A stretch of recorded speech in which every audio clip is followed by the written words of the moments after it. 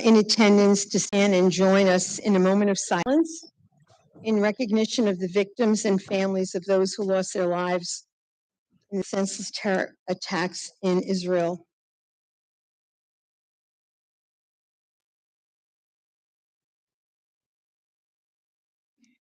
This conflict is far from over, and with confirmed American fatalities and many more unaccounted for, I believe I speak for all of us when I say our continued thoughts remain with all the innocent lives lost in this heinous act of brutality, and we pray for an end to the suffering.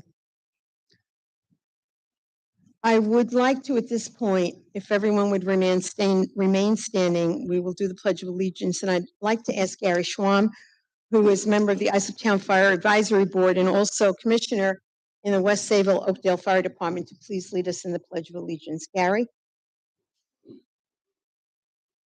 Hats off, hand over heart. I pledge allegiance to the flag of the United States of America and to the republic for which it stands, one nation, under God, indivisible, with liberty and justice for all. Thank you, Gary. You may be seated.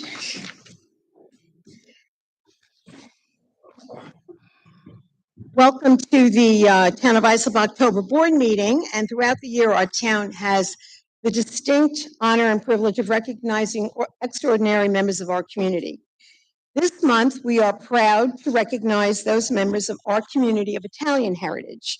We had Hispanic heritage last month, so here we are with Italian heritage. Those whose presence in our town has improved the quality of life for their fellow neighbors and communities. We're honored to have 4 such members of our community here with us today. And I will begin, and I'd ask our first honoree to come forward, and that would be Charles Gandolfo. Charlie?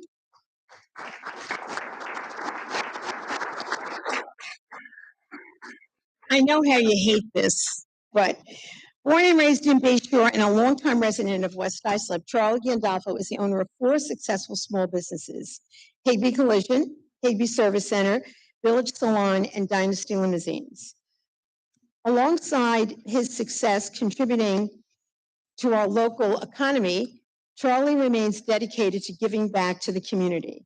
And as a longtime member and past president of the Order Sons of Italy, the Anthony Casamento Lodge, Charlie has helped raise funds to provide scholarships to students and assisted local charities.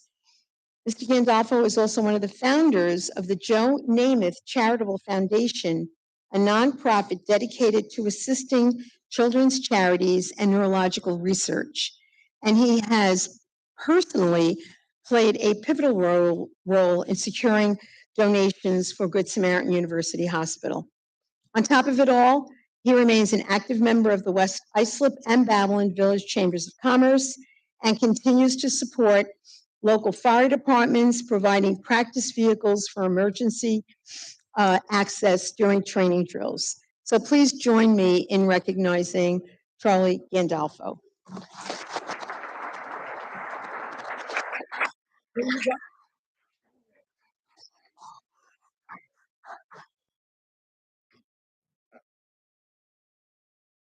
Here?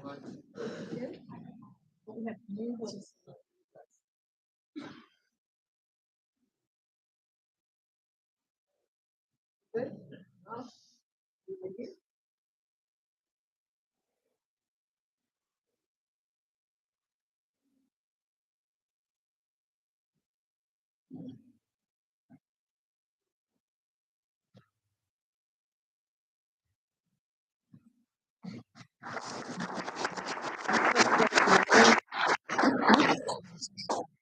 Oh, yes, thank you.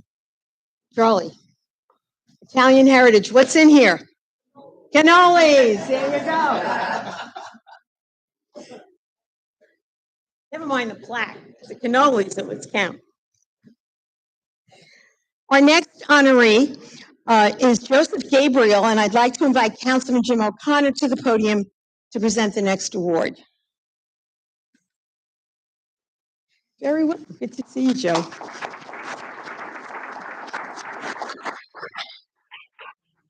You have the right sweater on today. Oh, nice. I looked over, I said, she must have known. Now, perfect. Get a pic. We'll have to get her own picture. When we gather all the honorees, we'll have. Joseph Gabriel has been a registered architect since 1978 and is the owner of a multidisciplined firm offering architectural solutions for commercial, residential, and mission-critical projects. I think you were one of our award nominees at our small business luncheon several years back. I was. In addition to the success of his firm, Joseph has lent his expertise as an adjunct professor, teaching the next generation of architectural principles at NYU and NYIT.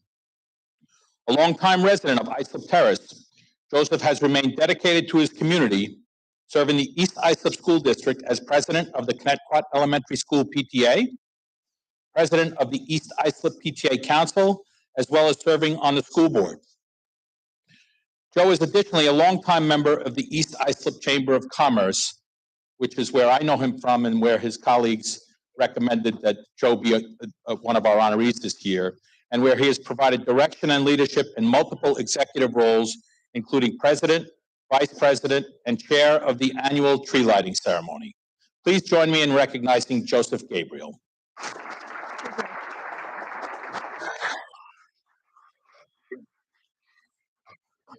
Don't forget the canola. I was hoping to forget the cannoli. I know. That's it.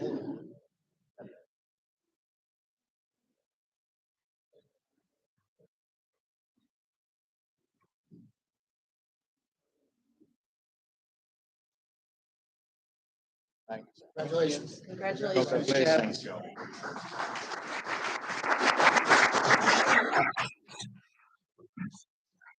Thank you, Jim and Joe. Our next honoree, is he here, right here? All right, okay. Our next honoree unfortunately could not be here, and it's Greg Napolitano from Campbell's Bakery in Brentwood, but I'd like to invite Councilman Guardrone to please come forward and talk about his accomplishments. Thank you very much, Madam. Yeah, Mr. Napolitano is the owner of the community River Campbell's Bakery in Brentwood, a staple in the Long Island community since 1989. He's also a strong community advocate and regularly donates to Brentwood, Central Islip, and Bayshore schools, fire departments, and veterans. Through Gregory and Campbell's Bakery, typically fill the confectionery needs of couples that like sweet tooth like mine. A big day, he recently came to the rescue of young community members in a completely different way when he learned through a News 12 story of a local group of cheerleaders who thought qualifying for a national cheer competition in Florida that were unable to attend due to financial concerns. In a statement to his character and his willingness to always lend a helping hand, Gregory invited the varsity teams to coach Campbell's Bakery, where he surprised the team with a check that would help them exceed the fundraising campaign and cover all the necessary travel expenses. In doing so, Gregory truly helped spread the cheer to the serving youth in our community, also allowing excess funds to be put towards the team's youth cheer campaign this summer. He could not join us today for health reasons, but I ask you to join me in congratulating him.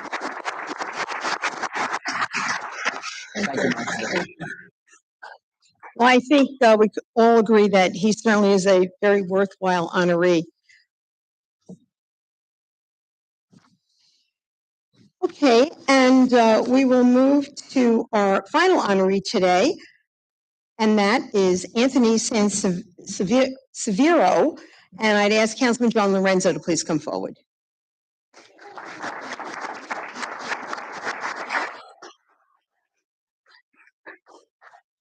Thank you, Supervisor. Good afternoon.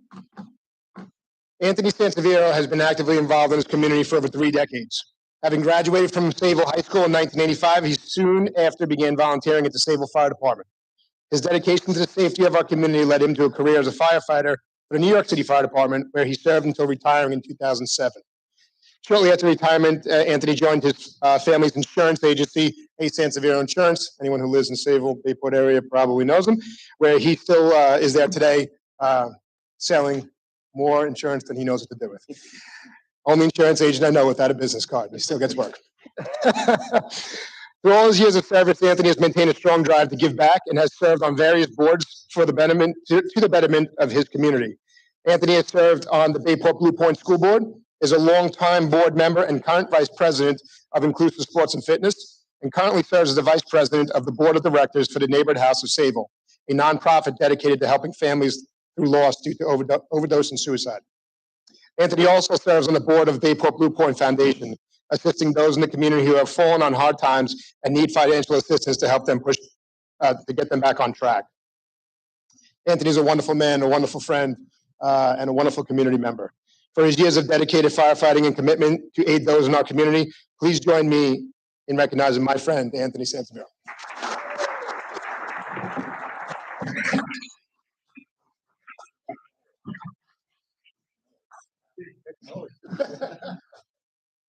There you go.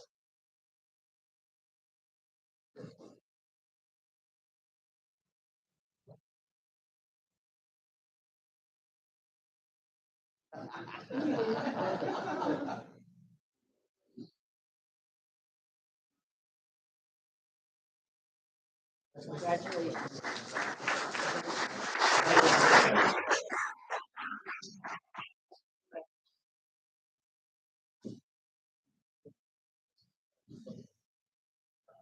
Are these yours? That's me.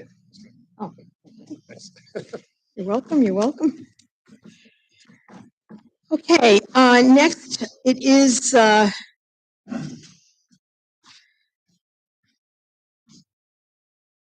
we're going to get a group shot of all the honorees. I thought we were doing that. Yes?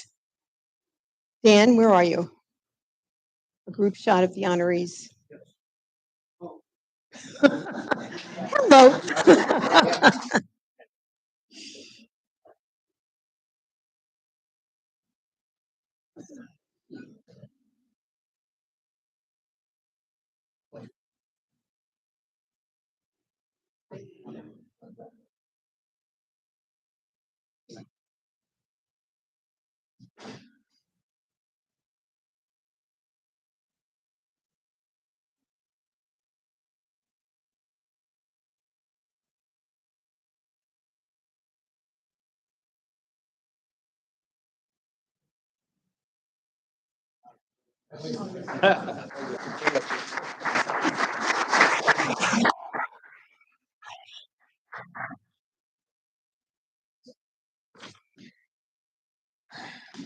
One more round of applause for all of our honorees this year.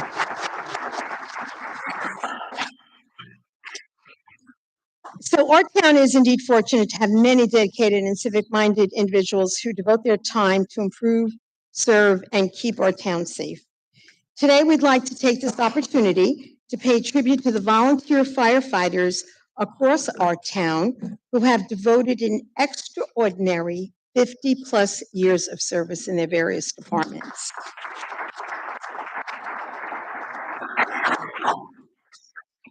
Many of these honorees have served in their departments as commissioners, chiefs, captains, and all of them have been an inspiration to the younger members who share in their wisdom.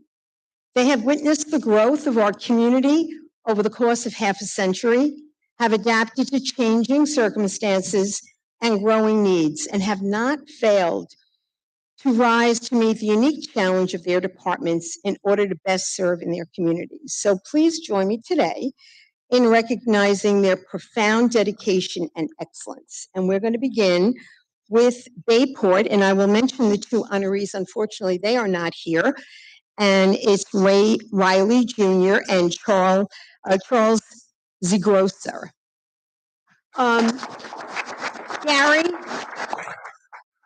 Gary said he would take these for me and make sure they got them. I'll just leave them right here. Thanks, Trace. Next from Bayshore, Ray Boucher and John Ippolito Sr.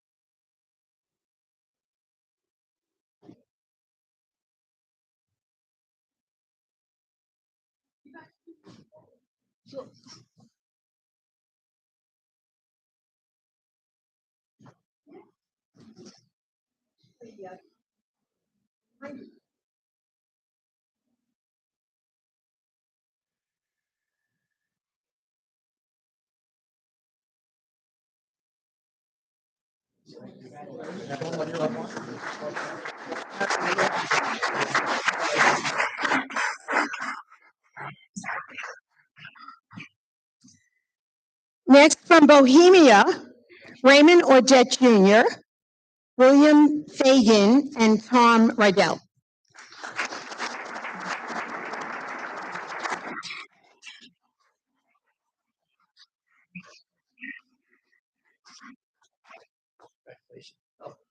Exactly what I need.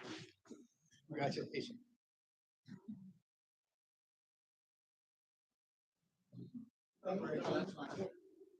Don't smile.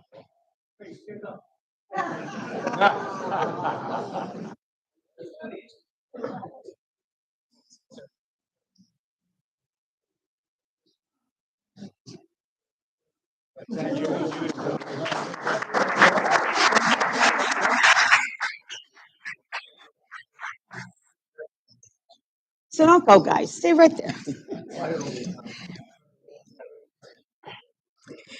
Next, from Brentwood, Cecil Harrell is not able to be here, but John Pilger, Miles Quinn, and Michael Reuter.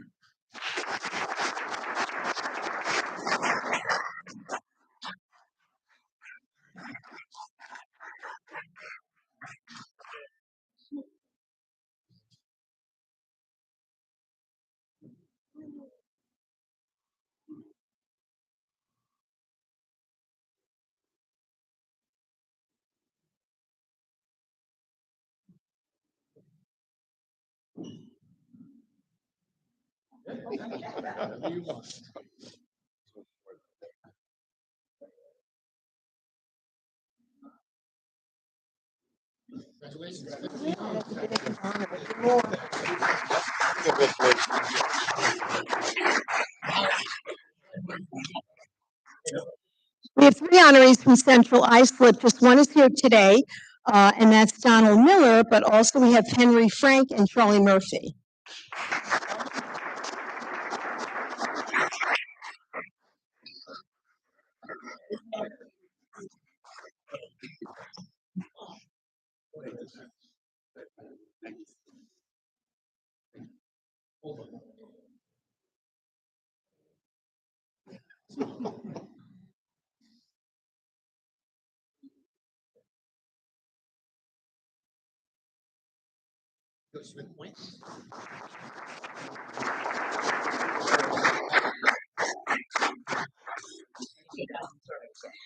Next, we move to Holbrook. These two gentlemen are no strangers, Ronnie Schnall and Joe Williams.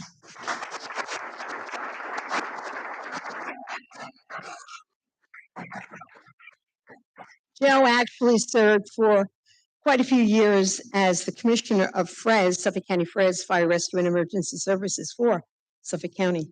Congratulations, gentlemen.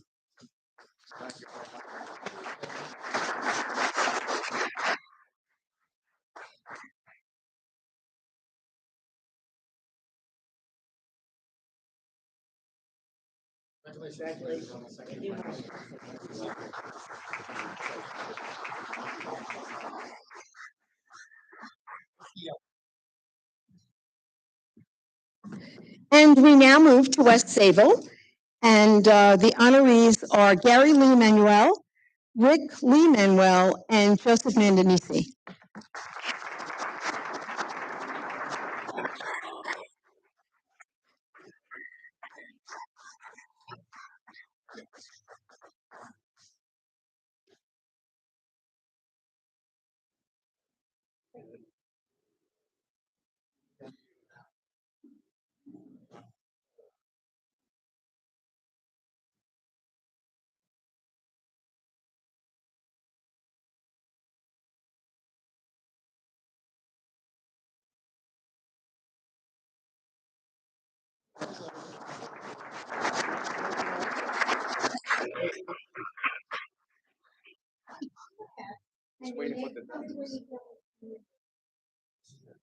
So was my mom. Okay, here we go. Winner. Joe Manganici, who asked for the cannolis.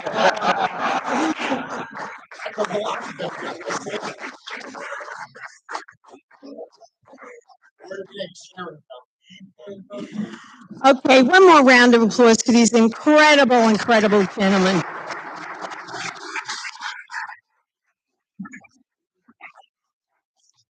We really thank you all. We have a couple of announcements, and then we'll get to the agenda. Group shot of all of our firefighters. Go ahead, Dan, do it. Gentlemen, come forward.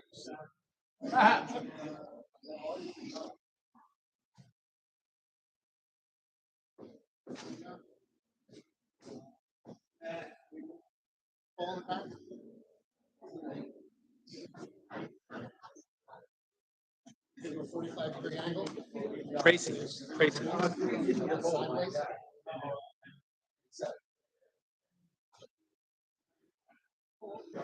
Okay. I read it.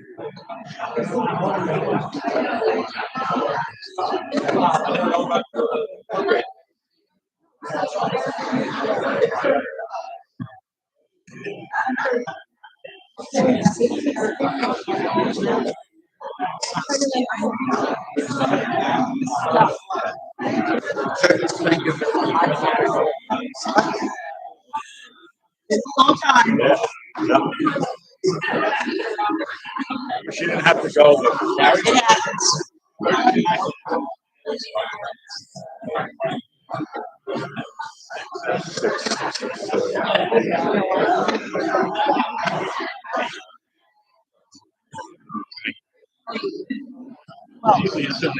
Okay, thanks, Miles.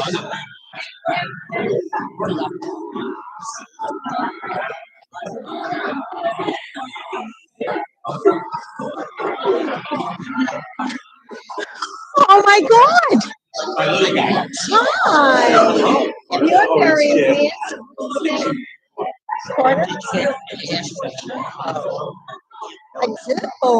I do. You're very handsome. Is this your grandpa or your papa? Huh? Yeah. Give Papa a hug. Give Papa a hug. Give him an extra hug. Come on.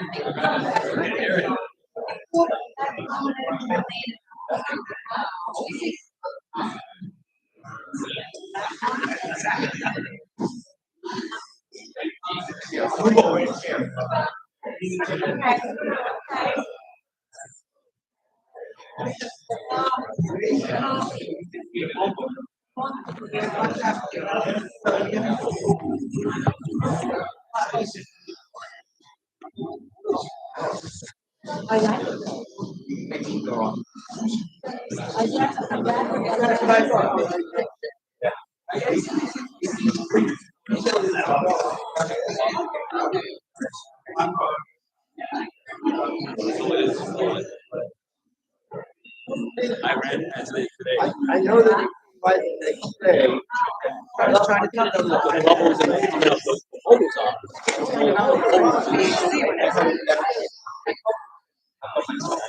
Thank you.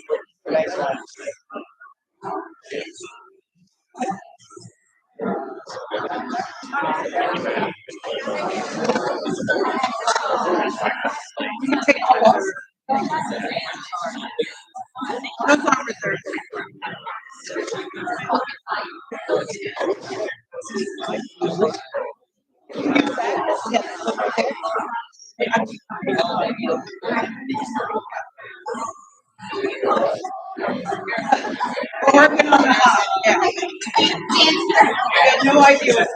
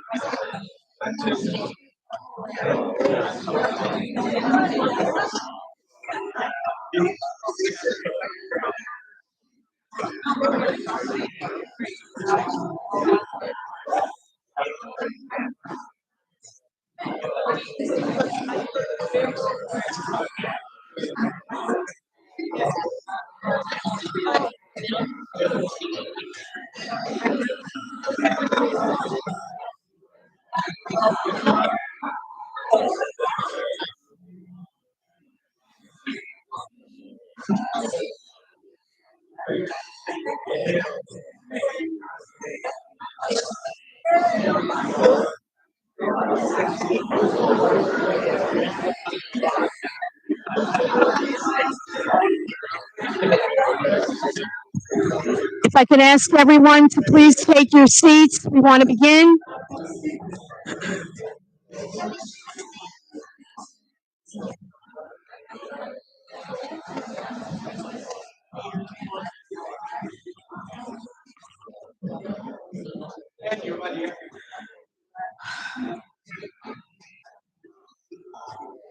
We have some announcements before we start today's meeting.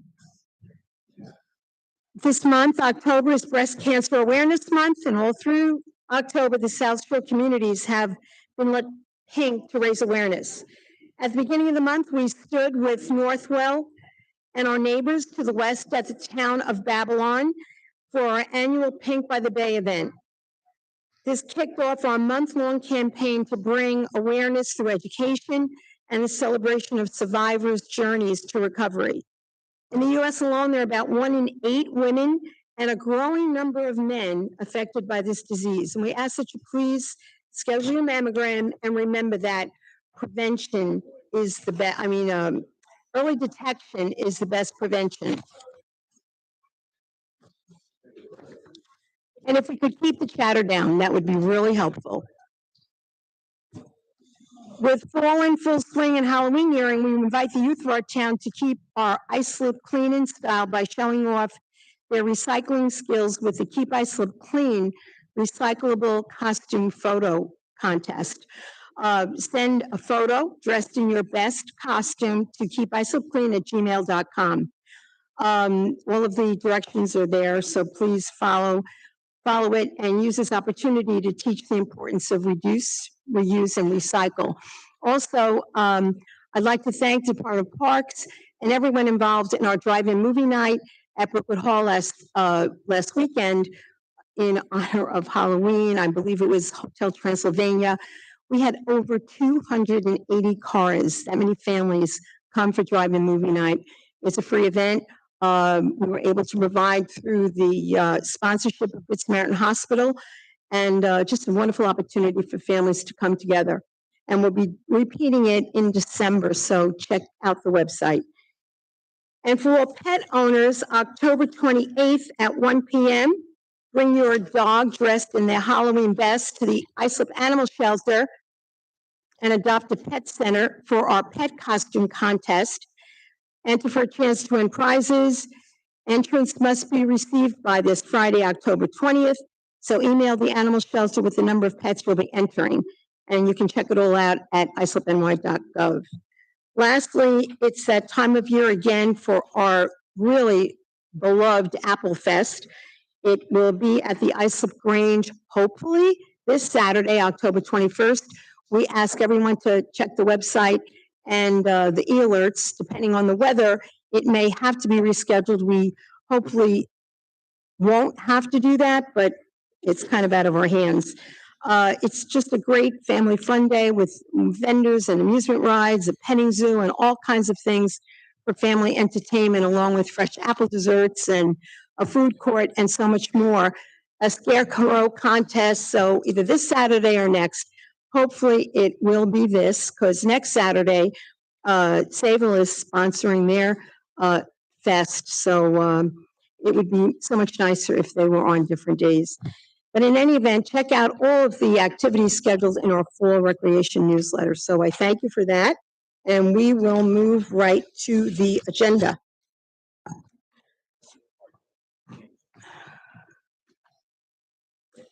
You know, we have an awful lot of people here today on the issue of the travel lodge or the shuttered travel lodge in Bayshore that has all of a sudden become a county-operated homeless shelter.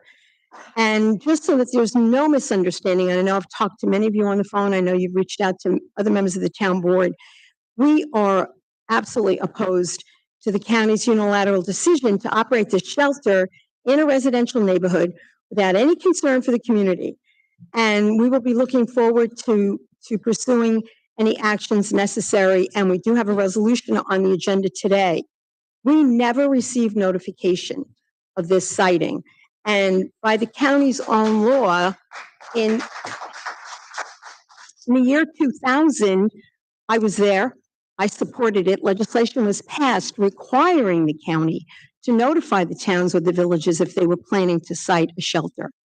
Because of the engaged community, and let me tell you, this today shows how government really works for you. You contacted us. We immediately sent code enforcement in there, building inspector, fire marshals, found that there were violations. One of the most serious, a potential gas situation that has been remedied, but there still are unanswered violations. So we today, and I'm going to ask the town attorney if I am acting in contradiction to protocol, but I would like to pull that resolution forward instead of waiting till the end of the agenda and pulling that resolution forward. If everybody would check in their packets. Resolution 22. And this is an authorization for the supervisor to sign any and all necessary documents demanding that the Suffolk County Executive and the Commissioner of the Department of Social Services immediately terminate any and all discussions regarding the location of the homeless shelter and have the property vacated immediately.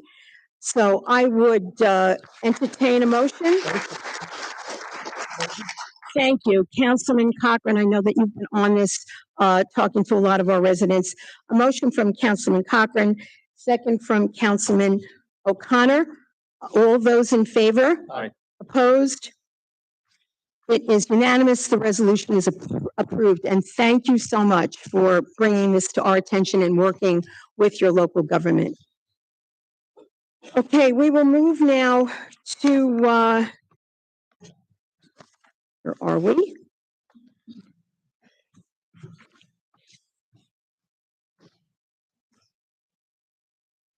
We have 3 scheduled public hearings today. And if the town clerk would read the first hearing notice, please. Sure. The first hearing today is to amend the Islip Uniform Traffic Code, Schedule C, prohibited turns, Schedule G, stop and yield intersections, and Schedule J, parking, stopping, and standing regulations. Any questions on the hearing? Hearing none? A motion? Make a motion to close the public hearing and offer the resolution for its adoption. We have a motion and a second. All those in favor? Opposed? It is approved. Thank you. We'll go to hearing number 2, local law number 6. Madam Clerk. Today's second hearing is to consider enacting Local Law 6 of 2023 entitled Prohibition on Smoking and Vaping of both Tobacco and Cannabis on Certain Town Properties. Any questions on this?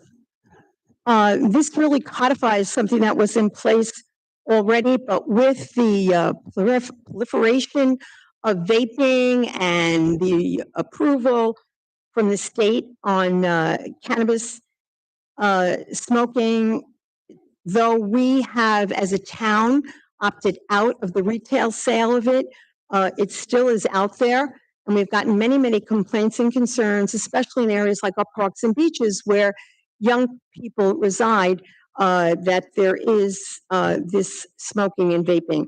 So we are tightening it up, and I thank the town attorney and his office for all their work on this. Do I have a motion? Motion to close the public hearing and adopt. Okay, I think that was Councilman Cochran made the motion to close the hearing, and we have a second from Councilman Guadrone. All those in favor? Aye. Opposed? It is approved. Thank you very much.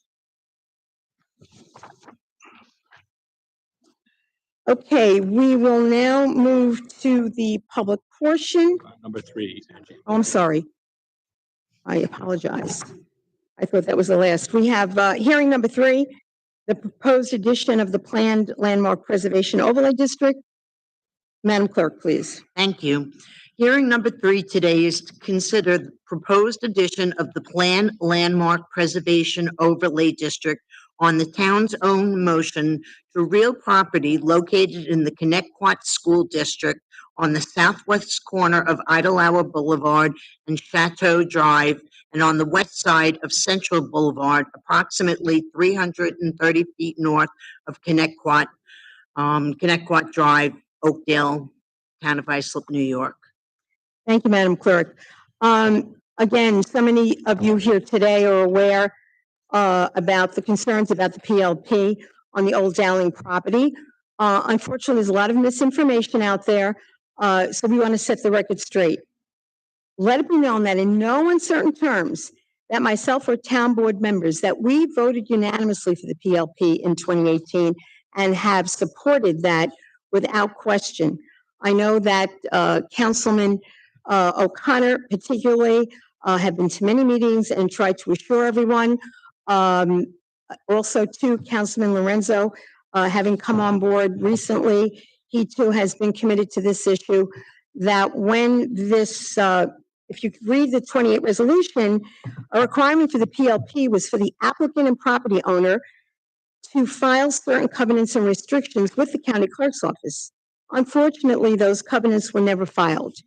Today, we're pleased to say that the town board will be voting on a resolution that will create the necessary PLP overlay district and include the same historic landmarks that were identified in 2018. And again, we thank the community for your advocacy.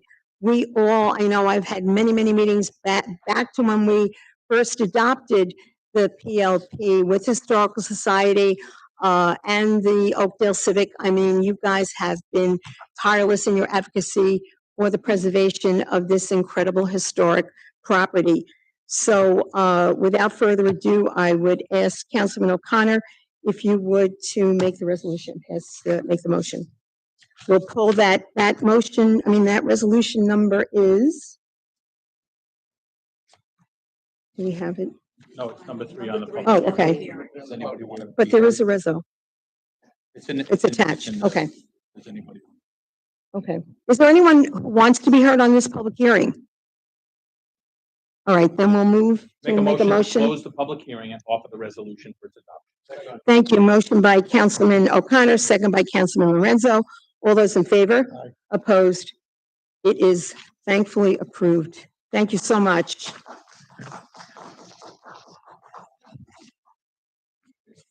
Okay, now we will move to item 1. No, we'll move to the public portion. So we have a number of cards. Just to remind everyone, you have 3 minutes. It's not a question and answer. This is truly an opportunity for you to bring forward your concerns. And we'll start with Jim Schlau.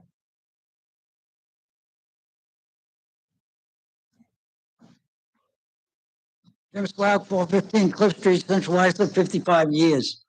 Jim, can you bring that microphone down a little so we can hear you? Now Thank you you. start the clock. I'll be sorry. How fair of you. I want you to know that I went to the recycling center and I told the guys there that I would mention this. The place was so clean, there wasn't as much as a cigarette butt to be seen or a leaf or garbage anywhere. So let me say that first. Thank you for that on behalf of all those people that work so hard there. They do. The thing is, you had Miss Laura Scott here. I saw the meeting on 18, and she said about the commercial vehicles. I've been bringing you pictures of commercial vehicles on the properties, on the sidewalks, for who knows how many centuries, or be sarcastic. I've got the truck here. I got code enforcement never seems to see this. Repair of commercial vehicles on Cliff Street. I got houses with 10 cars on them. You have one here that's actually been rectified on. I want you to look at these because there's one of $12 worth of pictures here. There's another smash up on my corner. That's the 4th one within a year. Too many people are in these houses. You're not doing anything about it. Okay. And here's Brightside Avenue. Here's all the license plate numbers. I've been fighting this for years. Here's what a handicapped woman looks like. She can't get around. The sidewalks are packed with cars. Let's see. And I want you to give accolades to Lisa at code enforcement. I spent a half an hour over there trying to get to the bottom of all these cars parked on Smith Street on the right of way. As you can see, there's a sidewalk there. They go up the sidewalk and they park there. Who cares? Me, I care. Because I got here in 1968 and this place is a disgrace. It's a third world country, and I'm very glad to see that you didn't use any negative stuff in any of your placards. And I like your little bus here, unwanted migrants. Very good. Thank you. You finally noticed that it's a problem. And Newsday, living well. A guide to your best years. I'm retired for almost 10 years now. These are the worst years of my life living in this town. I don't know what to do. And Laura Scott, don't hold your breath because I haven't gotten any help from the town, practically zero on all of these commercial vehicles. Please, sir, hand those to the board. Thank you, ma'am. Thank you, Chairman. Thank you for the photos. It'll make it easier for public safety to go out and address your issues. Next speaker, Richard Conti.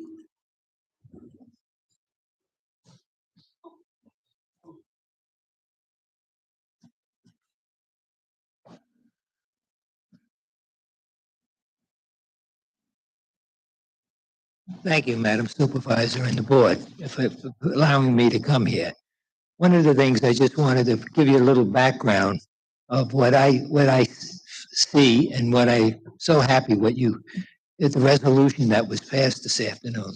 But just by way of information, I live out here in Bay Shore with my wife Barbara, and we're in the Windermere. But prior to that, some 36 years ago, I was asked to come out here to run a bank. That bank was Security National Bank, where Teller's Restaurant is now. So they sent me out there to see what I can do for the bank. I came out here, it was a ghost town. And I looked and I said, now I know why I was brought out here. But it's amazing what what your predecessors have done and all the people. I realized what happened. All the mama and papa stores closed because of the mall. And so one of my jobs was similar to what your predecessors did, was to try to get this place back together again. And it was amazing what has happened. It's so different in that time.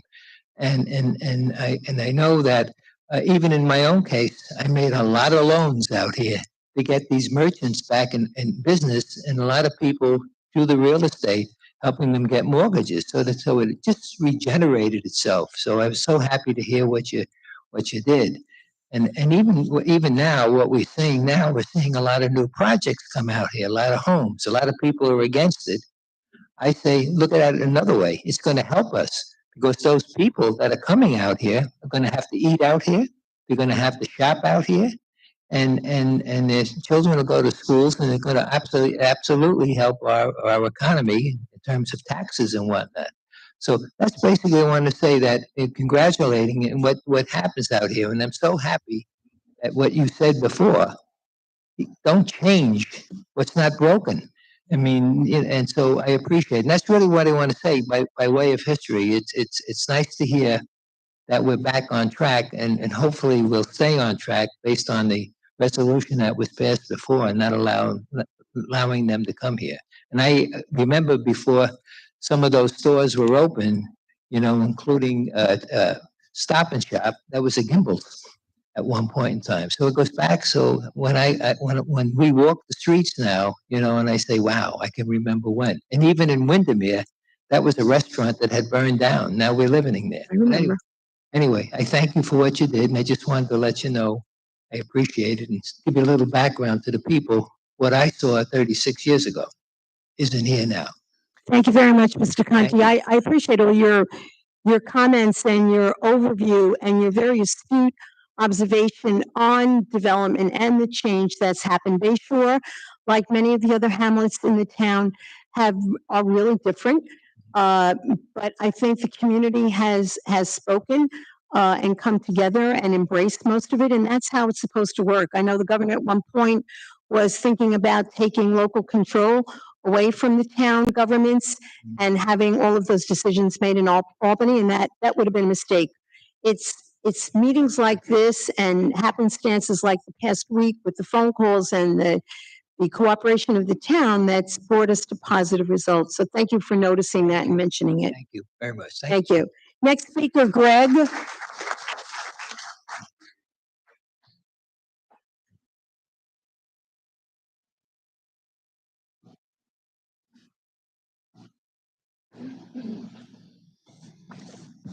Greg, Vice President. I'd like to just point a fact out that when you sent these flyers out, you were blaming, and I'm no fan of the governor, believe me, but you blaming Hochul for plans to change to our town, zoning codes, zoning laws.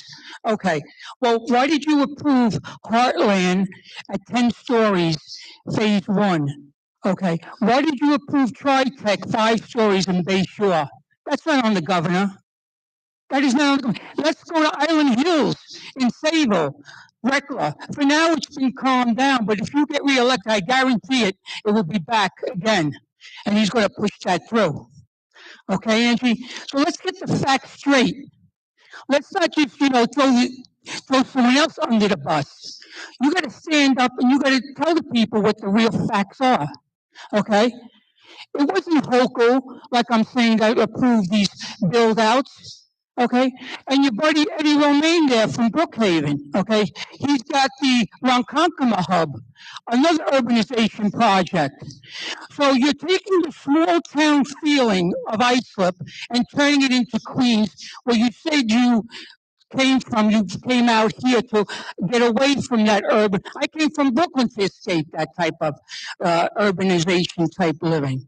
Okay, Angie? Well, you're converting Islip now into another Queens. Okay. You look at Bayshore now, the sunlight is casting shadows on 3rd Avenue and then 4th Avenue. Okay, because of the building heights. Okay, Holcomb didn't approve that. So let's not shift blame. Let's put the blame where it really belongs. Okay? Because, like I said, for the people in Sayville, you better think about this, because if you think this is not going to be pushed through Island Hills in the upcoming 4 years, Reckless just waiting. He's just waiting, because that's going to be developed. And what are you going to do there, Andrew? Another 5 stories or 10 stories in height? This is getting ridiculous. It's looking like Queens now. Like I'm saying, Bayshore has a skyline. And then we have parking meters, okay? Another urbanization type look. We pay to park. So that's what I want to say. Thank you. Best of luck.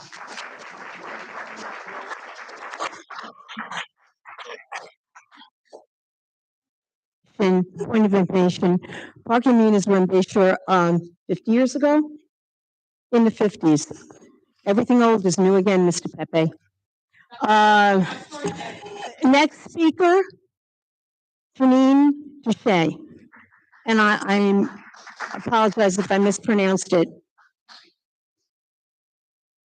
As you're coming up here, I would just like to mention, Mr. Conte made some really interesting observations about Bayshore downtown and the changes that have happened, and seemed to embrace them.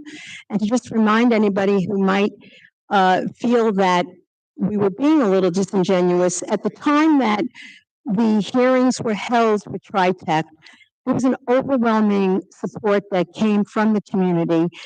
Actually, the Chamber of Commerce, Donna Perricone, met with the developers and was very comfortable with what they planned for the downtown, and it certainly has been a boon for the business community down there. And I venture to guess that every property owner in Bayshore is happy now with their property values, because try to find a house in Bayshore now, it's not easy. Janine, I'm sorry. Go ahead. We're going to speak together. Sure. My name is Lois. This is Janine. We live across the street in Windermere. We're very happy that the resolution has been passed. However, we just want to make it noted that in our community now, after COVID, it's mostly an older community, but now we do have some children. They get on and off the bus outside of the community. The bus doesn't come into the community. It's been brought to our attention that these children are now intimidated by the fact that they've seen some of these homeless people loitering around and outside the community. Some of our residents who make it a habit every day to walk up and down Main Street have been followed. They also feel fearful to walk outside our community now, and several have been confronted by these people. So they're afraid to even leave the community. And we also feel that we as residents have to live by the rules, the laws, and the regulations that are set forth by the government. However, this project, as we already spoke about, was approved illegally, and we weren't even given a choice to vote for it. So we pay our taxes, and we want to know why we pay our taxes, but we don't have a say in what gets erected, what gets transformed, what's approved. So, which is, I believe that that's the democratic way. We live in a democracy, and we don't even have a right to vote or a say in our own community. We live in a gated community, and we don't even feel safe. So, I got, what else? We have anything else to say? That's it. So that's it. Oh, yes, one other thing. So we do appreciate that the resolution was passed. That's wonderful. But what is the next step? Well, it's in the hands of the county now. That resolution is passed and will be filed, and communicated with the county, and we made it abundantly clear that we want it vacated. Okay, so we appreciate that, but that's very big. So we made it abundantly clear, so those people are not leaving tonight. So they're in Obviously not. violation, so doesn't that include, I mean, if something, I'm in real estate, if there's a code or a violation of a code, there should be action taken, no? Like And there shut is, it and there down. has been, but there is a process, and we have to follow due What process and is the the law. And the law process? is that we send an inspector out, whether it's building inspector, code But I thought you did enforcement, that or already. whomever. I thought you We did s- that already. Do you want me to answer you? I do, but we. Okay, well, we did. The process is that they have 30 days to cure the violation. And if they don't, then we go back and issue a summons. And then Okay, they're in so court. If they cure the violation, then they're going to be able to stay there? I'd ask council to answer that. I personally don't think so, because they still haven't followed the process of notifying the town, and they would have to go through a change of use. That's not what that parcel is zoned for. It was zoned for a motel, and that's not what this is. You can't have someone living there extended periods of time. There's no cooking facilities. It doesn't meet the criteria. So they would have to go through a whole legal process with public hearings. From my vantage point, that's how I see it. If the town attorney has further information and could share, I'd appreciate that. Sure, good afternoon. My name is Mike Walsh. Nice to meet you. Nice to meet you. It's the microphone. People could usually hear me. I have a big mouth, but I try to be soft-spoken at these public hearings. It's much broader than just the change of use issue. The county of Suffolk took it upon themselves to be able to do this. They have their own statutory scheme that allows them to essentially set up a homeless shelter wherever they want. And they cut the municipalities right out, the smaller ones, the towns and the villages. I think what the town is concerned about, and the residents seem to be concerned about and advocating about, is how they set it up. But their own procedure. I mean, I've read it. I haven't had an opportunity to really dive into it, but it seems like they didn't even follow their own procedure. So who has the ability and the authority, the statutory authority, legally, to stop them? The town of Islip does not. Who So, does?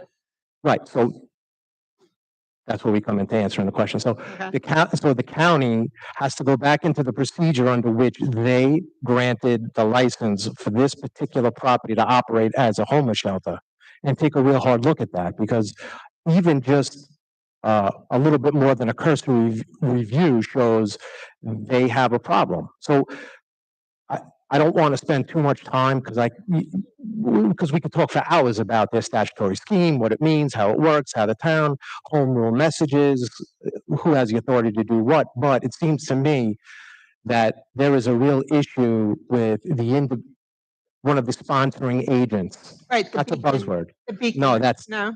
no. So, right, so we can have a discussion about what is a sponsoring agency? What does that mean? So if you look at the definition, I think it's a lot more broader than the county of Suffolk may think. And there's been a lot of attention drawn to other properties that are owned by the Travel Lodge. The same owner owns other properties in emergency services personnel of all types.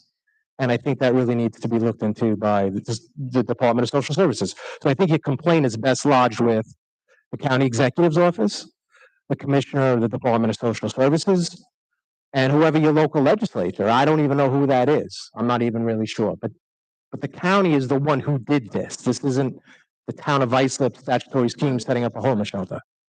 So in the interim, Excuse me. We're really not supposed to engage in, a back and forth. And I, had hoped that okay. the town attorney could answer. We've got a lot of speakers. But I thank you for coming down. And please know, we are honest. We are with you, and we'll be watching. Thank you. Next speaker, Joe Fritz. Yeah. Yeah. Welcome back, Joe. Haven't seen you since last October. I hope you could smile afterwards. But in any case, good afternoon. My name is Joseph Fritz.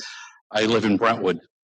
The late Speaker of the House, Tip O'Neill, was quoted, "All politics are local." I listened to the candidates at a recent forum for Islip Town candidates, and I believe it was very unbecoming of the supervisor to criticize the other supervisor candidate by implying that he lacked the experience to hold public office. Were I to say to the supervisor that she was that she lacked a college degree and or a postgraduate degree, I might and would be rightfully accused of making an inappropriate remark. Two items worth mentioning. Last year, the supervisor advised me and the East Brentwood Fire Department that the town of Islip would be paving Fulton Street in East Brentwood, but wouldn't be able to do so until 2023 because of drainage issues. It is now the last quarter of 2023. The drainage issues have not been solved, nor has there been any paving. The second issue is Roberto Clemente Park. I donated to Islip Town $1,000 several years ago to purchase goalposts for a soccer field dedicated to my brother, Nick Fritz, who was killed during the Tet Offensive in the Vietnam War. No signs recognizing the soccer field, nor information about the new goalposts. On the soccer field, I asked that there also be an automatic sprinkler system like they have over in East Islip. I was told that no sprinkler system could be installed because the ground contamination was still present. The ground could not be dug, and so therefore they could not have a sprinkler system like they have in East Islip. I surmise there are no toxic problems in East Islip. Islip residents Islip Town reaped the rewards of lawsuits and received insurance awards in order to remedy the problem in Clemente Park. Perhaps it was the town's inexperience that this problem was not properly corrected. As of October 16th, I witnessed that the latrines in the Clemente Park were laden with feces on the walls and no toilet paper. That was yesterday. I was there yesterday. In Suffolk County park facilities, the latrines are inspected with dates on which they were inspected. They do that every week. Clemente's bathrooms were last inspected by whomever on September the 19th, over a month ago. The conclusion I draw is the town of Islip does not care about park facilities north of Sunrise Highway.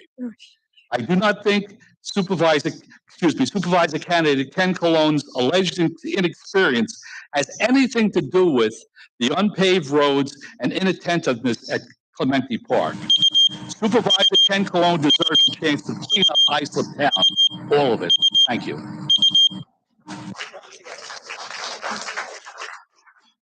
Mr. Fritz, I'd ask you to, I'd ask the Parks Commissioner and the DPW Commissioner who's here, if we would, step outside with you. The paving season is not over, 23 is not over. So the issue of Fulton Street with the drainage and paving can very easily be addressed. Also the question about the goalpost, he would be best able to answer it. And just in case anyone was wondering, the insurance proceeds that Mr. Fritz referred to was about $670,000. It's being held by the state AG. We have not seen a penny of it yet. However, the town has spent to date $11 million on Roberto Clemente Park. Next speaker, Elena Torregrossa.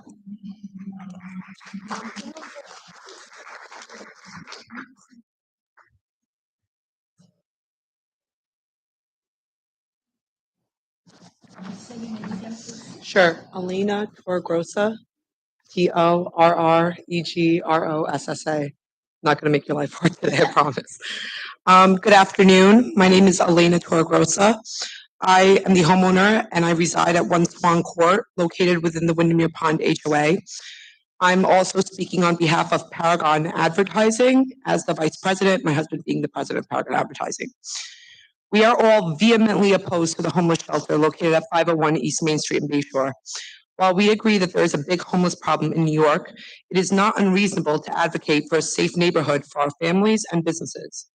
Through its research, the National Association of Realtors has concluded that a homeless shelter in a residential neighborhood has the potential for lowering property values by 12.7%.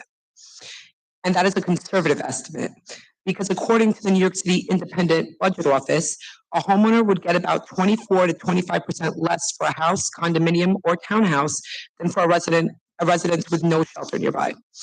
Bayshore has been revitalized over the past few years with many more wonderful businesses and developments. Let's not go backwards. Let's keep Bayshore and the town of Islip safe and pleasant for all.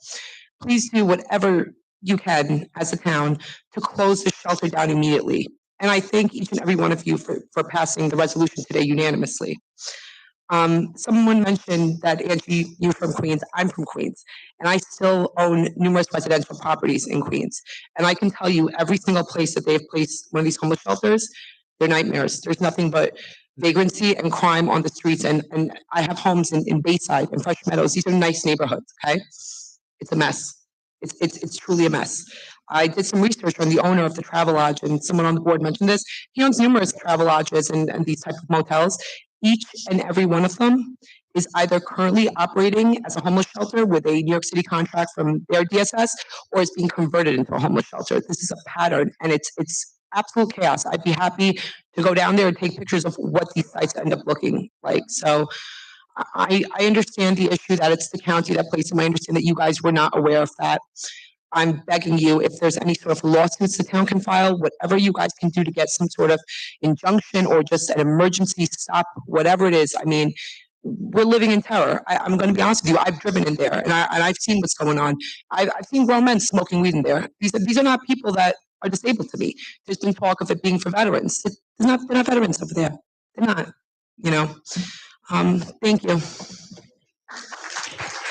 Thank you very much. And thank you for coming down and reinforcing our actions here today. Next speaker, Bridget Phillips. Hello, my name is Bridget Phillips. I'm a Bayshore resident. I live on South Montgomery, just south of the hospital. We moved here over a year ago, so we are newer residents to Bayshore. We moved here because I grew up in Babylon, and 20 years ago, Bayshore was not what it is today, right? And we saw what was happening. It's a lively town. It's fun, right? We're a young couple. We're excited. We're getting married this year. And when we heard of this homeless shelter coming into town and being, within walking distance of our house, it's very concerning, because part of the reason we moved into our neighborhood was also we love to walk our dog. We don't want to have to be bound to walking only from 8 to 6 p.m. before it gets dark again, right? And now we're getting concerned walking around in the daytime. People are being followed. There is, altercations happening. You're being confronted. And we're paying these taxes as these citizens. We get no say. And I understand that the county did this without your knowing, but it's still very concerning. And we just want to make sure this can't happen again. Two of the biggest questions that we want to make sure are ensured to us is that there will be no sex offenders living in this homeless shelter, that there will be no illegal immigrants living in this homeless shelter, because there's no way to make sure they're following the law. So those are two huge concerns that we have, and I just really hope that this, resolvement that you're putting through happens. Whatever we can do as a community to keep pushing for it and make change, we will do. So that's all I have to say. Thanks. Thank you, Bridget. And we do share your concerns. Irvina Liu.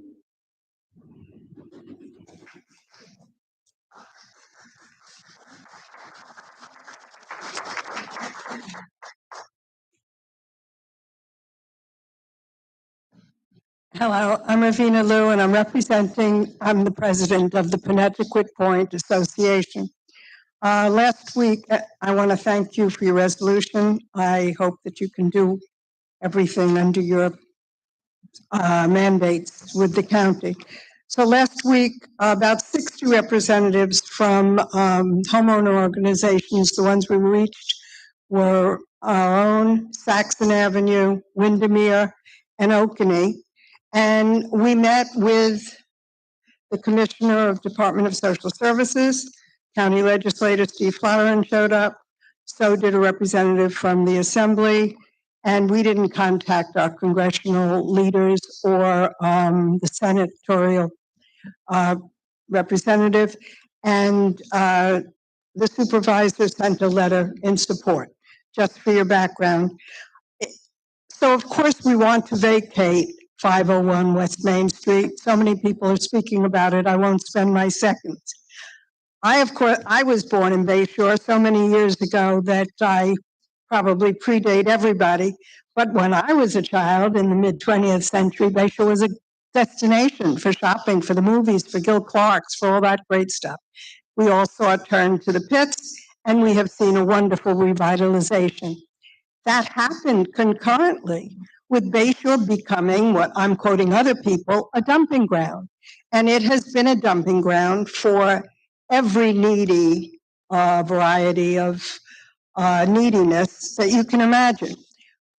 We, and I was born in Bay Shore, we really think Bay Shore has reached its saturation level. And we are doing a study. There's a volunteer among us who has already requested of the county, and we're going to be working with the county, the state, the Department of Social Services, blah, blah, blah, all the way through, not just the town, and the police, who's been very receptive, by the way. But what we ask of the town, let me go no further, we ask that the town not only try to vacate this and do everything in your legal power, but also put a moratorium on any placements in zoning, downzoning, zoning variances. We even have in our neighborhood, which is AAA zoning, property developers coming in, buying one house, wanting to buy the ones next door. So where you have 2 acres, you could end up with 6 acres and development there. We are asking the town and the town zoning board to put a moratorium, not only on placements of group homes and homeless shelters and the like, but also on the kind of variances that change the character and the quality of life in our neighborhood. So, did I do that? So those are my points. I love it here. Everybody sitting here loves it here, and we don't want it to turn into another direction. I'll let other people speak to that. This is a very interesting factoid that one of the members told me about. According to the HUD report in 2016, among the smaller city, county, and regional continuum of care programs, Nassau and Suffolk counties, Bablin, Islip, and Huntington, had the 3rd largest homeless population nationwide. Then the count was 36, I understand from the. Ravina, I'm if you done? could wrap up. Oh, I'm done. Thank you. Thank you I so didn't mean much. to go over. Next speaker, Deborah Berkman.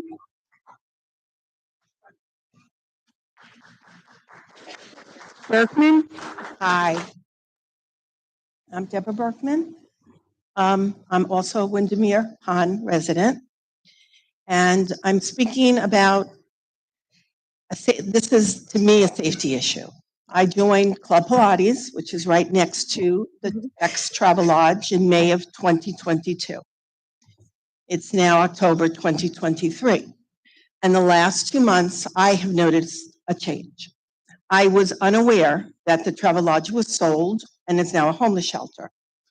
I am at that shopping center, Club Pilates, that I joined since May of 2022, at least 4 to 6 times a week. I've been approached someone asking for money. Last week, there were 4 men casing, this was broad daylight, 10:30 in the morning, going through the cars, and I have a picture of it, looking into the cars. It's the first time I felt unsafe in the town of Islip in 12 years. It's an issue. If it continues and this homeless shelter is going to stay open, it's only going to get worse. And there'll be problems and there will be crime. And I just feel it because I've just noticed that I just don't feel safe. So I hope you can do something about it. I am very happy that your resolution 22 passed, but I do hope that you can take action on it as well. Thank you. Thank you. Deborah, did you report any of that to the police department? You know what? I went down to the code enforcement to report it because that's where and that's exactly what they told me. Yeah. And yes, I will do that. Well, based on some of the comments that we've heard today, I will reach out to the precinct. I think we need to have some more patrols at that shopping center. Thank you. Thank Much you. appreciated. Thank you.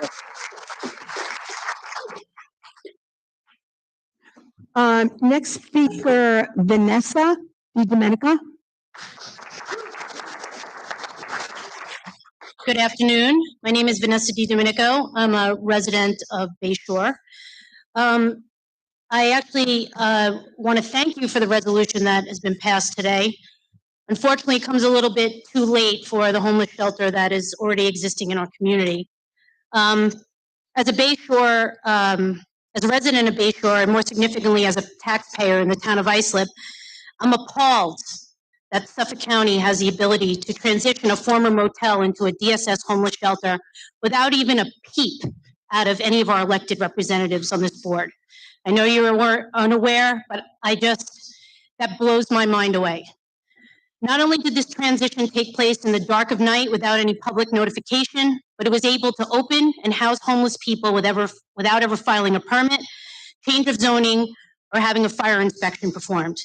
Suffolk County has been handed a free pass to open these shelters wherever they deem convenient.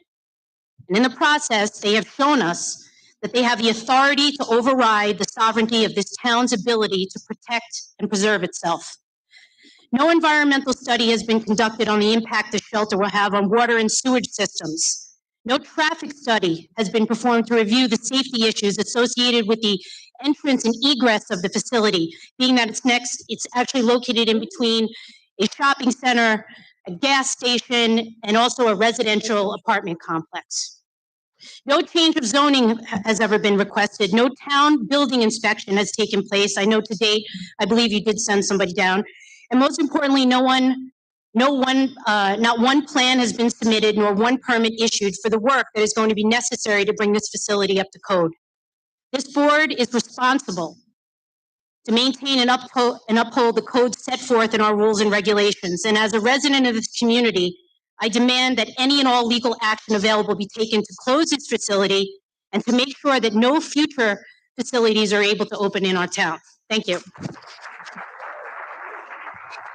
Vanessa, I suggest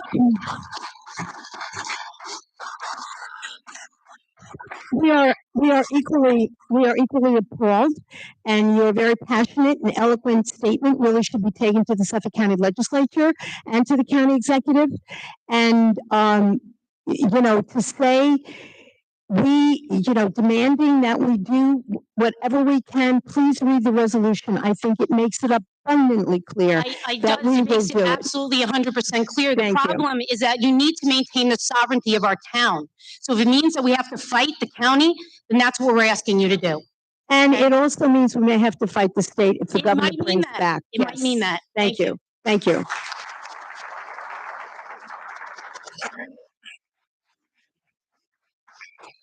Felix and Lori Ann Costello.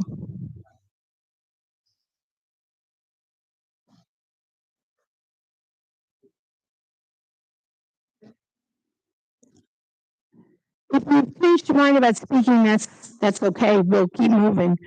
Lorianne? Okay. Pierce? Quinlan? Owen? Pierce? Joseph Henney?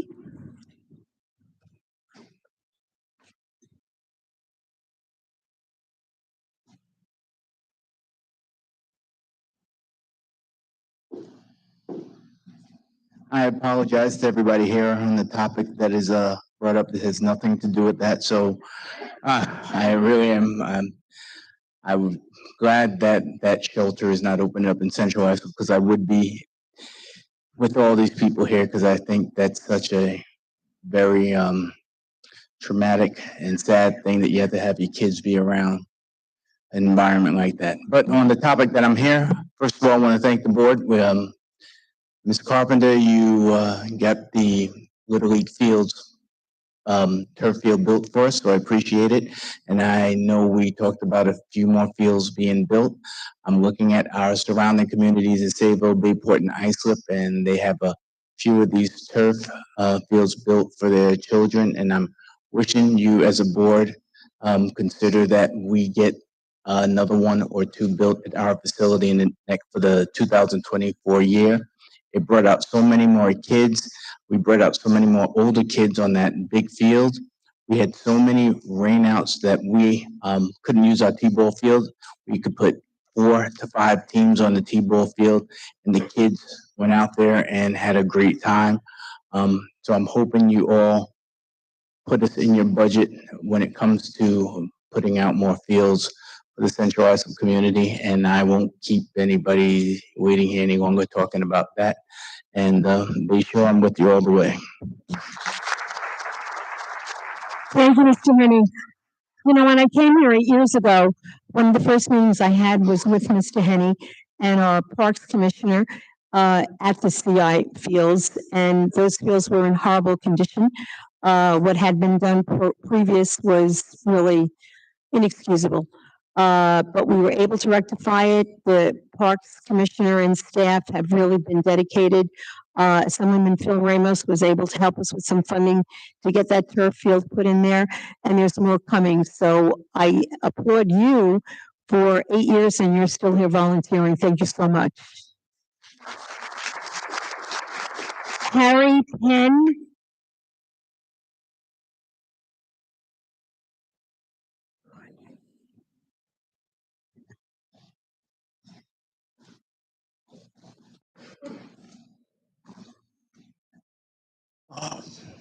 Good afternoon.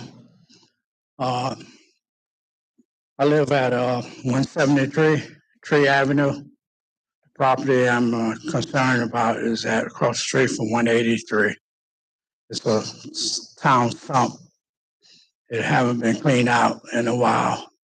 It's not the sump, but the basin. The trees there, leaves fill up with water, but the water come off 111, and that fill that basin up in a hurry every time it rains. So that's across the street from 183 Tree Avenue and Cinnamon and Tree. There's a light out on Sage and Twig, the old local yard. But there's a street light out is that's a twig running into that sign, that pole. So I would like to have that light lit up again. So I think that's all I have to say for the time I have. Thank you. The light? Yes, the light is on Sage and Twig. Sage. Twig.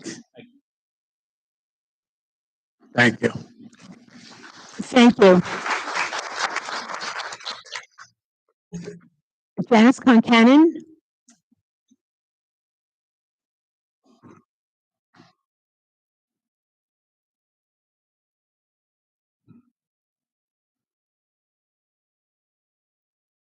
Thanks, everybody.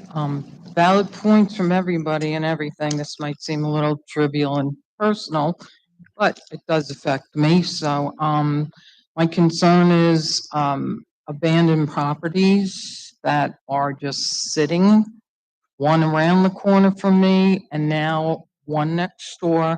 It's been 9 months. There's a terrible mildew odor coming from this house into my yard as I'm sitting out. The garage is dilapidated. It's ready to fall down. It's full of junk. The house is not boarded up. I called to complain about the grass not being cut because I live in Tickville. and they love the tall grass. I'm glad there's turkeys roaming around there. I know they eat the ticks, but they told me it would take 30 days, and it was the end of May. And I'm like, that's not right for it to be 4th of July, and I'm gonna look at 2-foot tall grass now. The problem with that was resolved pretty quick. The inspector came a couple days later, said my complaints were founded. Then the Giovanna brothers came and cut the grass on the 3rd day. That was it. Nobody ever came back. And my concern is, how long does it take for this situation to get resolved? I've seen the house around the corner for years, and now I'm gonna live next to that, and if I wanna sell it, who's responsible? That's my question. Okay, well, you said no one's been back. Obviously, someone has, because on the agenda today is a board up cleanup resolution for 31 Rosemary.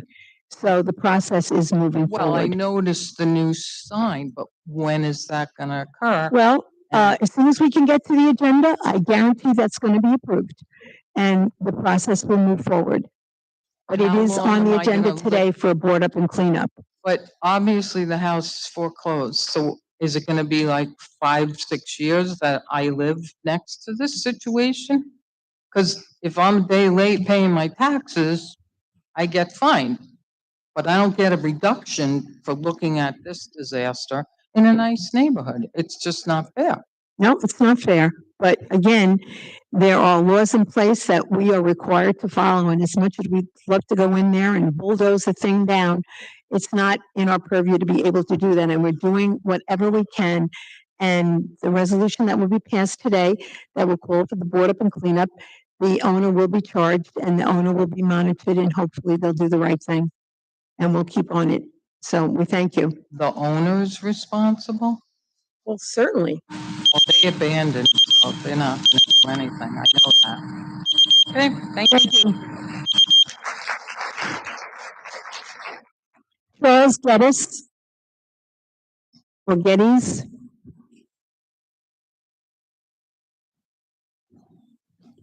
I was born in Southside Hospital in 1943, did move away to college and was out of state for a few years. But I've spent the vast majority of my life in Bay Shore. I live on Awixa Avenue, right next to the bank, across the street from the condominiums. Orwell's 1984 book refers to the Ministry of Truth or Newspeak. We have gone from illegal immigrants who became immigrants who became amnesty seekers. The truth is they are illegal immigrants. Our federal government is allowing laws to be broken. They had secret planes fly illegal immigrants into Iceland MacArthur Airport. I don't know where these people are being disseminated to, but I'm fearful that they might show up at the motel that we're here discussing, where you have said you're opposed to it. Not only is the federal government allowing laws to be broken, state government seems not to be here at all. And I have a feeling New York City is trying to get some of these people out here into our county. We have been pleading with you. The town itself.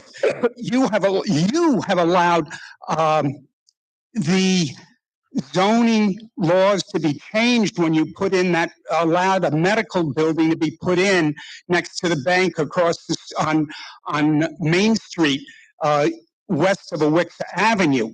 We had 200 people sign a petition, or approximately at least 180, and you didn't care about the 180 people that lived in the neighborhood.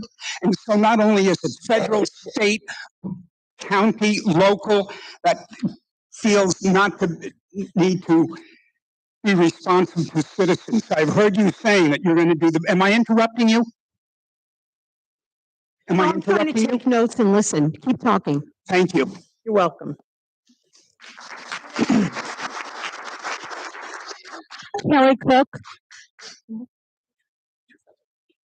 Okay. Sure, Kelly Cook.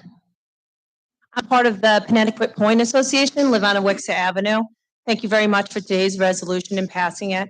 And I appreciate the support that you are providing us or trying to provide us. I guess the question we have is we start to look to the county, and then we have reached out to, again, look for foils and look for direction and try and change some of the actions that have been taken and will continue to be taken in our neighborhoods. I would ask of you, sir, when you were talking to us, Michael, about what you can do and what you can't do.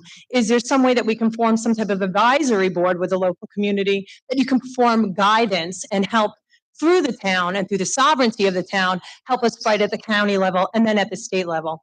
Understanding that this is a, currently, we are experiencing what they're calling almost emergency levels of homelessness. We've been hearing this since early 2000 and continue to put shelters in place that don't meet standards and in fact have been put in place by the county and the state.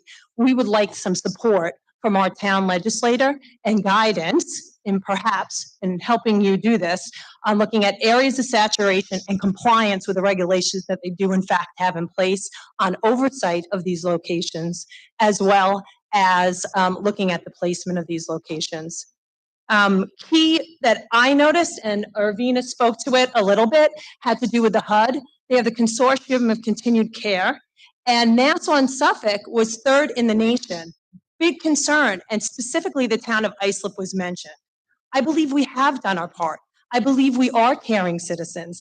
I believe that we welcome the individuals that are already in our community in a number of shelters that are either housed by the county and also individual shelters that are out there privately as well as publicly funded.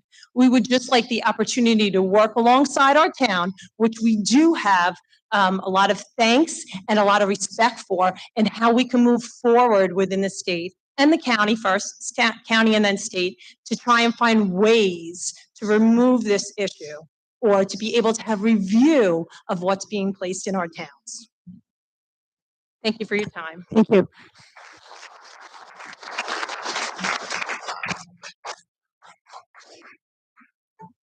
Regina Ciani, Virginia, I'm sorry. Hello, thank you for the opportunity to speak to you today. I'm a homeowner in a beautiful historic home on South Montgomery. I'm in the Connecticut Point Association, and my husband grew up in this town. He was born in Southside, died right there as well 10 years ago, so I'm a widow. I'm paying a huge amount of taxes, and we were thrilled to be in our home. Recently, with we're having more and more people coming through the neighborhood, homeless, obviously, going through our cars, going through things, causing little petty crimes, that kind of thing, that makes us all nervous. And also, my neighbor next to me is selling another historic home as we speak, and they told me a developer bought that home, and he's buying other property on the block, and he's changing everything. So I'm very concerned with the zoning. I don't want anything to be changed in our AAA neighborhood because it will affect me greatly. Thank you. Thank you so much. Andrew Cross.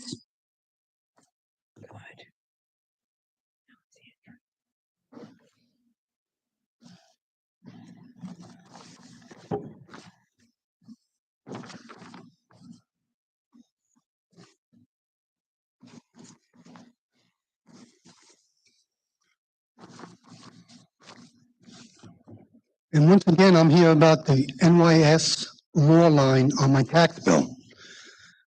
Tax went up about 85% during your time as supervisor. How could you say in one of your election flyers that you are protecting Islip taxpayers? Did you approve these lies before sending them out? In 1 year, the NYS law line on my tax bill went up 41%. 41%. Is that what you call protecting the taxpayer?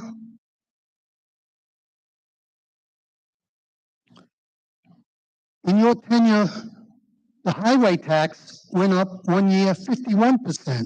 Is that what you call protecting the taxpayer? And did you approve the text messages on your flyers that you sent around to people's houses. In another election flyer, you single out Bay Shore to improve the downtown area.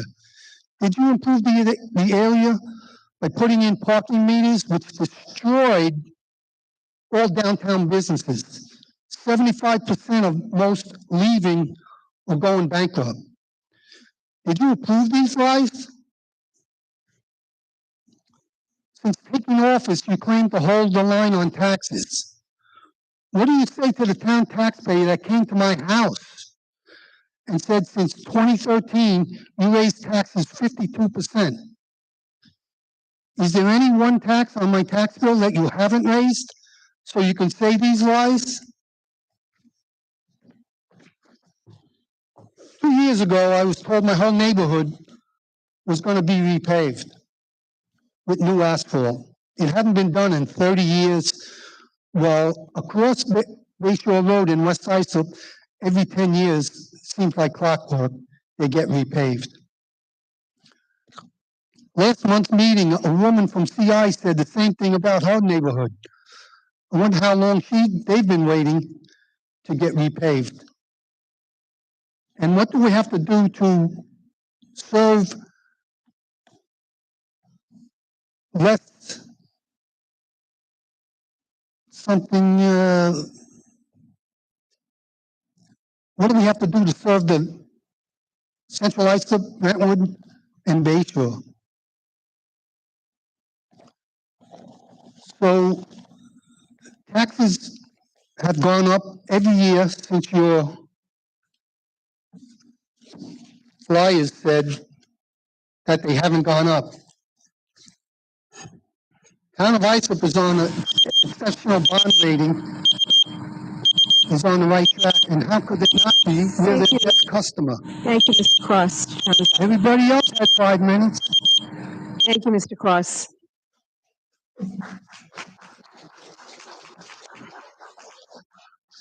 Horace Baranski.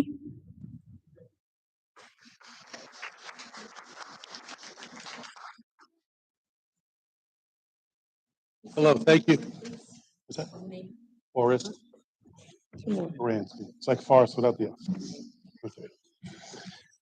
Hi, I'm a recent resident of the town of Bay Shore, came from the town of Huntington.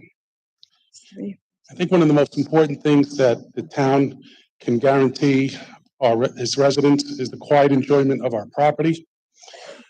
And the way I see it right now is the town looks like it's oversaturated with shelters and helping people that need help. I think we've done our share. Shopping center across from where I live at the Windermere has seen an increase in people loitering there, and it's making us feel uncomfortable. My wife has already been accosted by a homeless person. It was fine. It didn't require a filing or notice to the police, but it was noticeable. And I was nervous because I wasn't around to help her. We have not seen the type of increase in police presence that I think is required to ensure the public safety of the area and that shopping center. And I think that needs to be addressed. We expect that our public officials elected to serve us should know what's happening in our town before it happens. I know it's hard. I know it requires a lot of diligence and it's not always easy. And I know your jobs are very difficult, but we really do expect it because it's hard for us to see what's going on from our perspective. So so you can see that we could be disappointed when we see a homeless shelter being placed in our neighborhood under the cover of darkness, when nobody is really out there advocating for us and saying, hey, this is wrong. We expect more. We deserve more. And I'm very happy to hear that I was outside when it happened, but apparently you did pass a notice to vacate, which I really hope that you can enforce. I think there's many grounds. I think the travel lodge has not been properly vetted, and we expect the town to issue that notice, and I'm glad you did, due to the unsafe conditions that may or may not exist there, and that the fire safety in other areas that appeared to be evidence that did not exist. So I know that a lot of taxpayer complaints have been filed in that regard, and I see that you're acting on them, and I like that. Please, do not allow Bayshore, which has gone through a terrific transformation, one that I'm pleasantly surprised about. I had no idea what a nice town I moved into until after I moved here. So I was very, very happy. Me and my wife both say the restaurants are terrific. There's so much to do. I see now that we have a performing arts center that's now being revitalized. People are putting money, millions and millions of dollars into this town.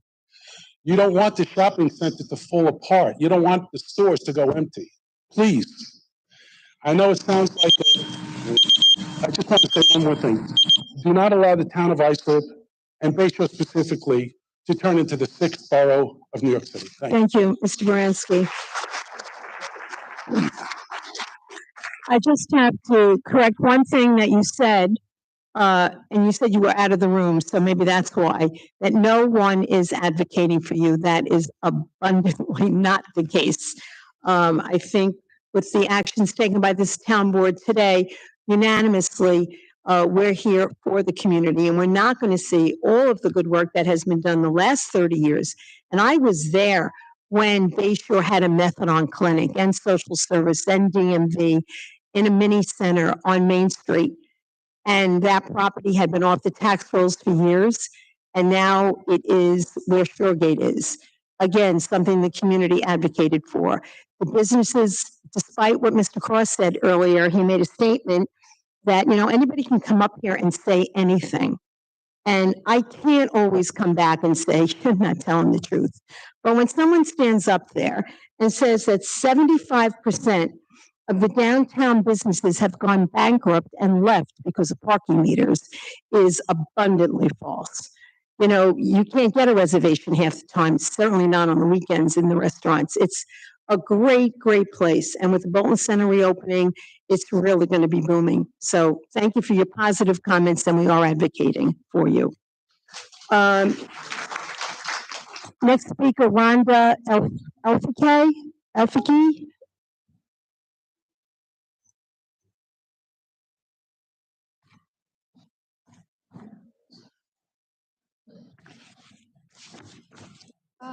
Hi, I guess I would just like to say, Into the microphone, please, so we can hear you, Rhonda. That one, the one on the right. Okay, Thank you. sorry.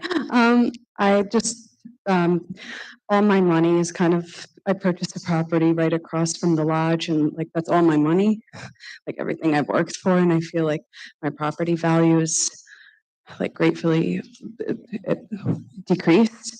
I just feel that hopefully you guys can do something to help us and either lessen our taxes or add more police officers and more security so that we feel more safe.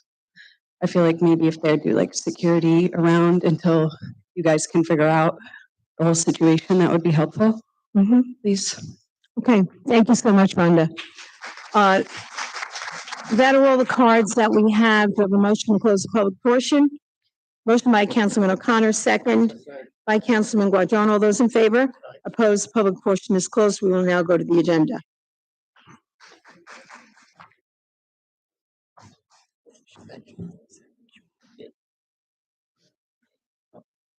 Say it. Councilman Cochran has a point of information that I think especially the residents of Bayshore should know about. John? Thank you, Supervisor. 25 years ago, Bayshore, when it was in its demise, started a business development district. Bayshore started a taxable zone for the Bayshore Downtown Business District, and which wanted to try to get investors in to do mixed-use property. That was approved, and that's what is going on in Bayshore. This is nothing that came overnight that all of a sudden there's 23 apartment buildings going up. This has been over the course of 25 years. So if we have issues, talk to Donna Perricone, the president of the BID. The BID is a taxable district, and it is one of the driving reasons why Bayshore is back on tracks. Thank you, Sue. Thank you, Councilman. All right, we'll go to the agenda. Item number 1, meeting of the Town of Islip Industrial Development Agency. Mr. Walzer will motion to convene. Motion by Councilman O'Connor, second by Councilman Cochran. All those in favor? Opposed, the meeting of the Town of Islip Industrial Development Agency is convened, a quorum being present. Thank you very much. Good afternoon, Madam Chair, members of the agency board. John Walzer, Executive Director, 40 Nassau Avenue, Islip, New York. I have several items for your consideration today. The first item for your consideration is to approve the minutes from our last board meeting on August 15th of this year. Any question on the minutes? Motion? Motion by Councilman Cochran, second by Councilman Guadron. All those in favor? Opposed? Approved. Okay, thank you. The next item for your consideration is an inducement resolution between the agency and Vita Warehouse Corp., located at 60 Orville Drive in Bohemia. Vita Warehouse assembles, packages, and distributes vitamins and nutritional supplements. The company currently leases 8,000 square feet at 33 Comac Loop in Ronkonkoma, also in the town of Islip. This project involves the relocation and expansion of the company with the purchase of 60 Orville Drive in Bohemia, which is a 40,000 square foot building. This will be an over $8 million capital investment. And this growing company currently employs 45 people. They will be adding a minimum of 15 employees to that within 2 years of completing this project. Any questions? Motion by Councilman O'Connor, second by Councilman Cochran. All those in favor? Opposed? Approved. Thank you. The next item for your consideration is a resolution authorizing a mortgage refinancing for the Reliance Communications project located at 1560 Fifth Avenue in Bayshore. Any questions? Motion?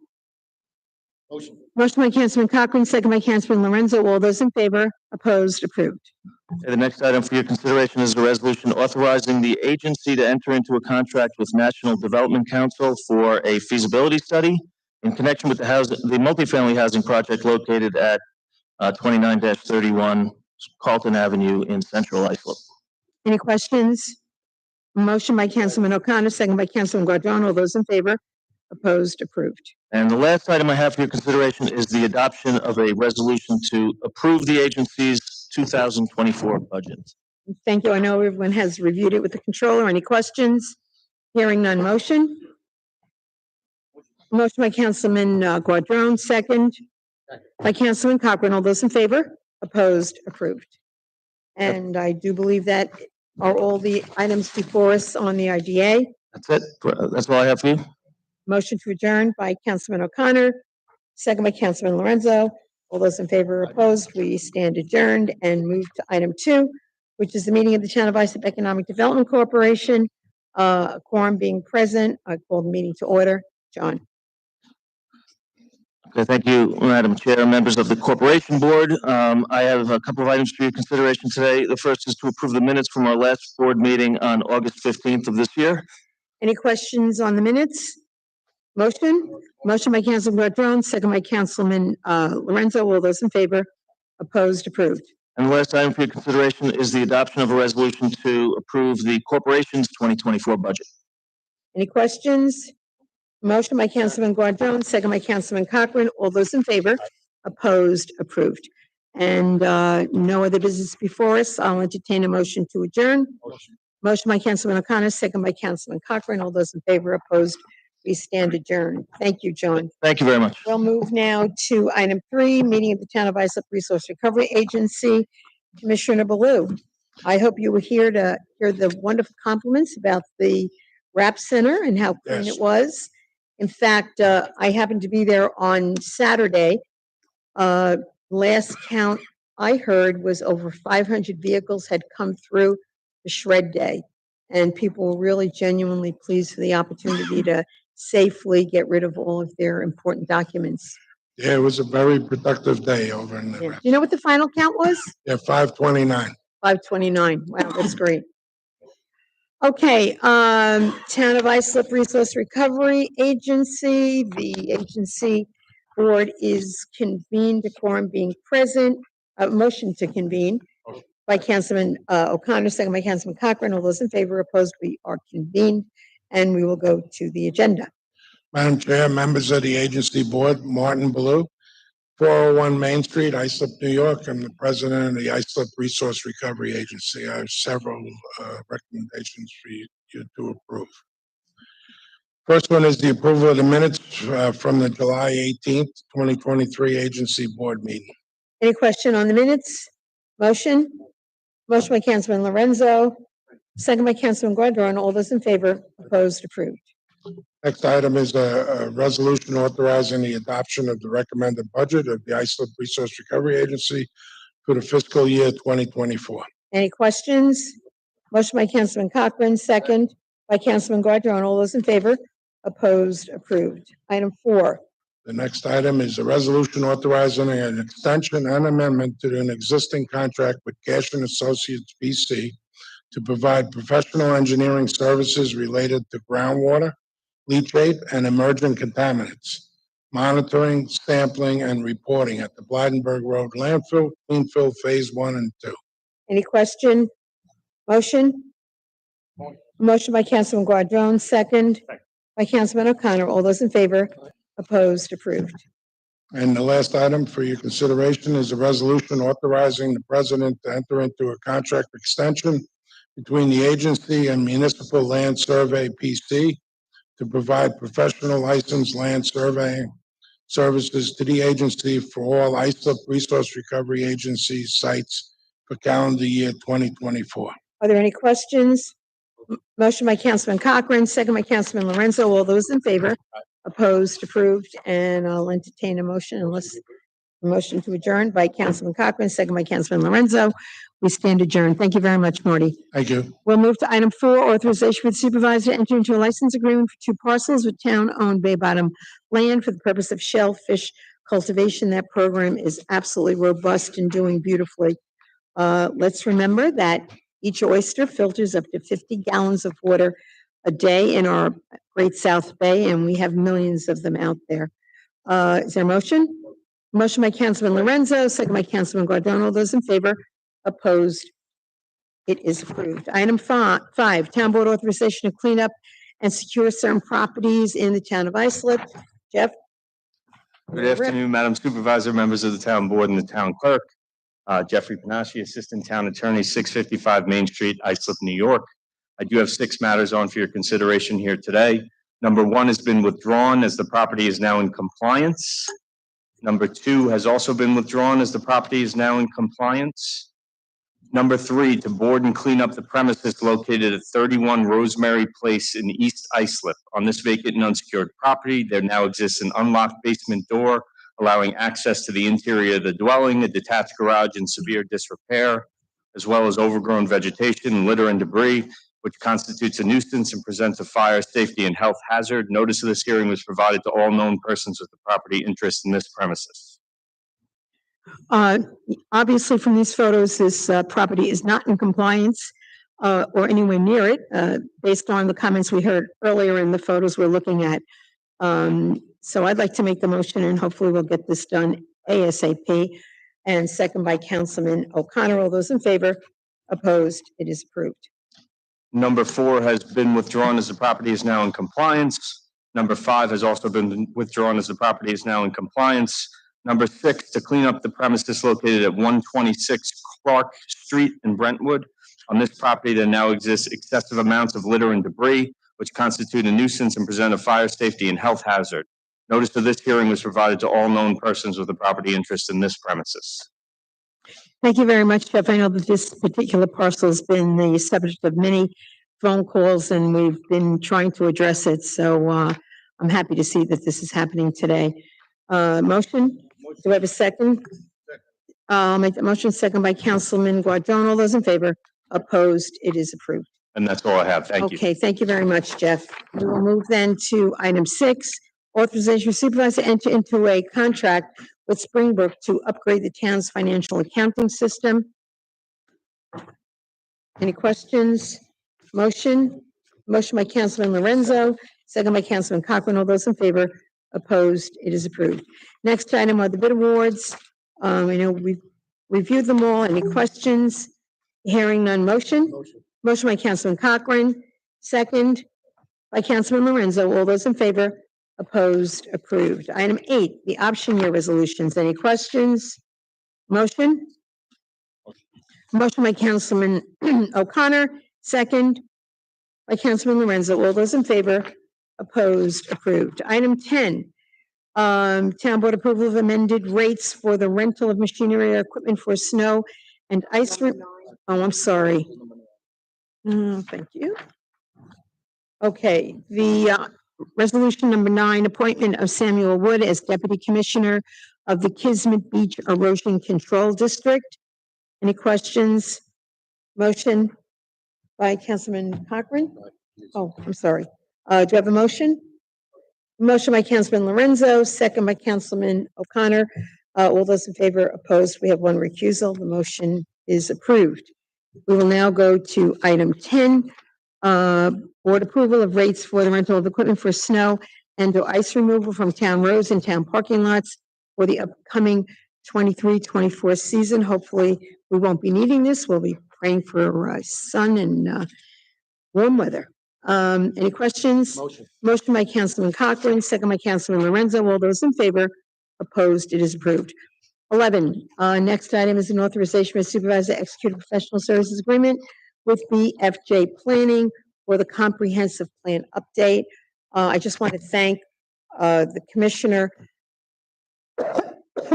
Ella Doconal, the master plan for the town. We've had a series of Hamlet studies, and we've gone through a very, very robust process of bidding and vetting and interviewing, et cetera.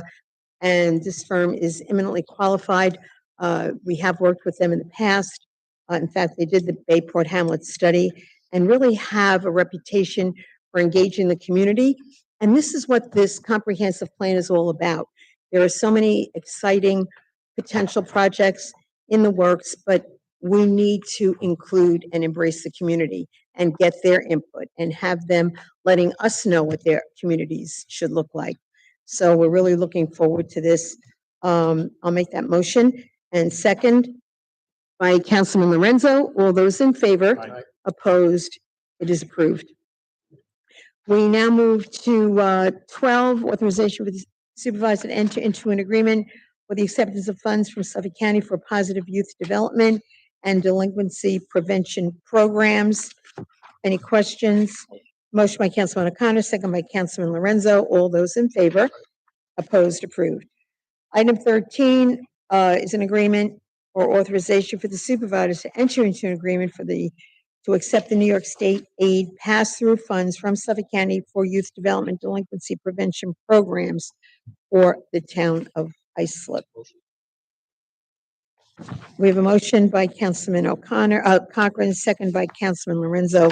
All those in favor, opposed, approved. Item 14, authorization for supervisor to enter into an agreement with JVC Broadcasting to provide production and airtime for radio spots featuring messages pertaining to disabled parking regulations.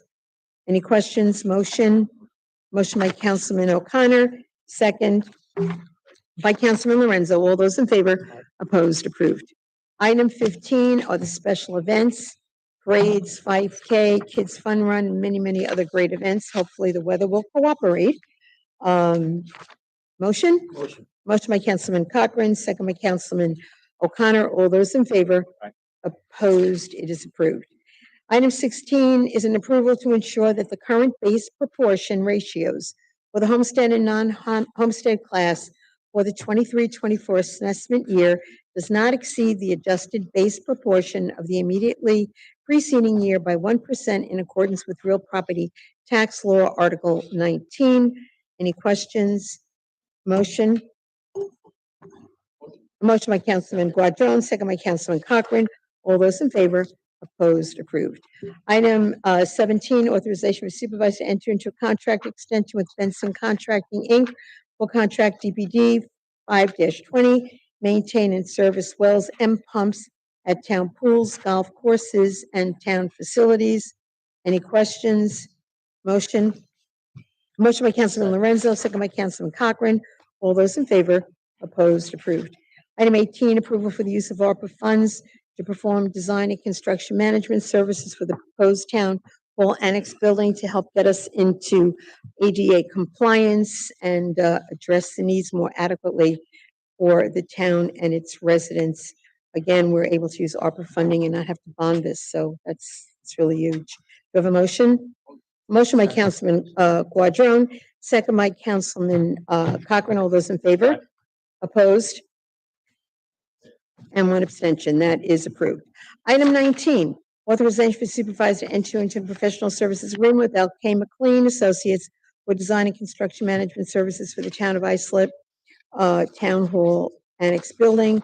Any question? This is a companion resolution to the past resolution. Same motion, same second. That's 4 in favor, 1 abstention. It is approved. Item 20, authorization for the supervisor to enter into a professional services agreement with Lyro Engineers for engineering site plan reviewer for commercial development within the town of Islip. This will help move along many of the site plan reviews. Do I have a motion?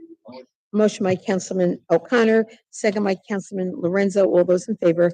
Opposed? Approved. Item 21, authorization for the supervisor to enter into an internship agreement with Suffolk County Community College. Any questions? Hearing none. Motion? Motion by Councilman Cochran, second by Councilman Lorenzo. All those in favor? Opposed? Approved. And I do believe that takes care of all the resolutions on the agenda. We have a motion to adjourn. A motion by Councilman Gord Jones, second by Councilman Cochran. All those in favor? Opposed? We stand adjourned. Thank you so much.